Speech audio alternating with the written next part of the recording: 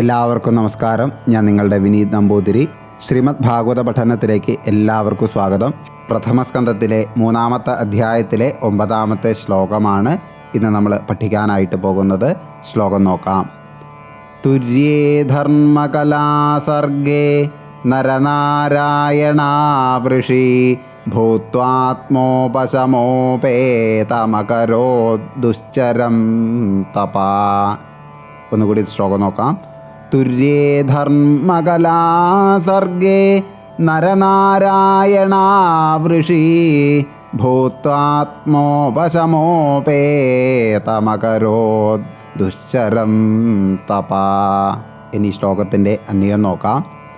തുര്യേ ധർമ്മകലാസർഗേ നരനാരായണൗ ഋഷി ഭൂത്വാ ആത്മ ഉപശമ ഉപേതം ദുശ്ചരം തപഃ അകരോത്. ഒന്നുകൂടി അന്വയം നോക്കാം.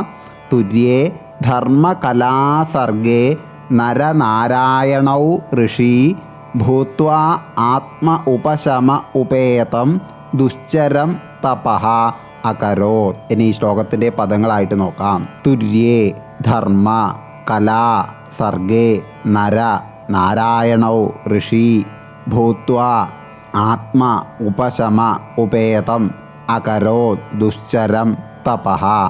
ഒന്നുകൂടി പദങ്ങൾ നോക്കാം. തുര്യേ ധർമ്മ കലാ സർഗേ നര നാരായണൗ ഋഷി ഭൂത്വാ ആത്മ ഉപശമ ഉപേതം അകരോത് ദുശ്ചരം തപഃ. ഇനി നമുക്ക് ഈ പദങ്ങളുടെ അർത്ഥം നോക്കാം. തുര്യേ 4-ാമത്തെ, ധർമ്മകലാസർഗേ ധർമ്മത്തിൻ്റെ അവതാര സൃഷ്ടിയിൽ, നരനാരായണവും നരനും നാരായണനും, ഋഷി മഹർഷിമാർ, ഭൂത്വാ ആയി, ആത്മോപശമോപേതം ആത്മശാന്തിയോട് കൂടിയ, അകരോത് ചെയ്തു, ദുശ്ചരം വളരെ കഠിനമായ, തപഃ തപസ്. ഇനി ശ്ലോകത്തിൻ്റെ സാരം നോക്കാം. ഈ ശ്ലോകം ഭഗവാന്റെ നരനാരായണാവതാരത്തെ സൂചിപ്പിക്കുന്നു. ധർമ്മത്തിൻ്റെ സംരക്ഷണത്തിനായി ഭഗവാൻ നരനും നാരായണനുമായി അവതരിച്ചു. അവർ ആത്മശാന്തിയോടെയും വൈരാഗ്യത്തോടെയും അത്യന്തം കഠിനമായ തപസ് ചെയ്തു. ഇത് നമ്മെ പഠിപ്പിക്കുന്നത് ആത്മനിയന്ത്രണം ആത്മീയ ജീവിതത്തിൻ്റെ അടിസ്ഥാനം.